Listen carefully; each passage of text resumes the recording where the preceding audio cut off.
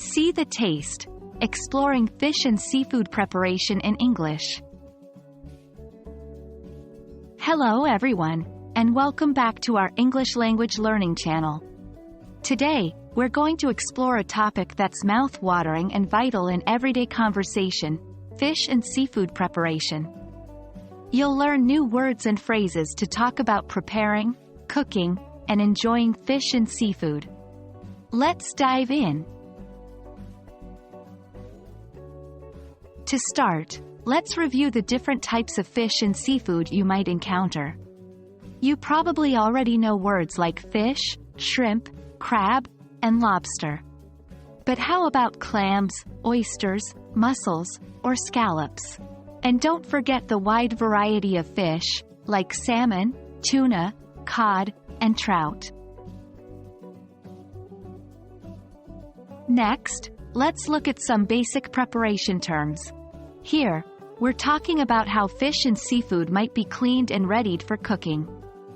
For example, fish can be scaled, which means removing the scales, and gutted, which means taking out the internal organs. Shrimp are often deveined, which means removing the dark digestive tract. Now, onto the cooking methods. We have words like grilled, fried, steamed, baked, boiled, and sautéed. There are also more specific terms related to seafood, like poached, cooked gently in water or broth, broiled, cooked under high heat, and blackened, coated with spices and cooked until a black crust forms. Finally, let's look at serving styles. Fish and seafood can be served in a variety of ways, from whole, the entire fish, often including head and tail, to filleted, sliced into boneless pieces, or shelled, with the hard outer covering removed. You might also hear the term on the half shell, which refers to oysters, clams, or scallops served in their own shell.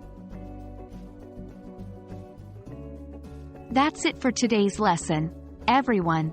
We've explored the vast ocean of words related to fish and seafood preparation. Hopefully, you've learned some new vocabulary that will help you to talk about, and maybe even prepare, delicious fish and seafood dishes.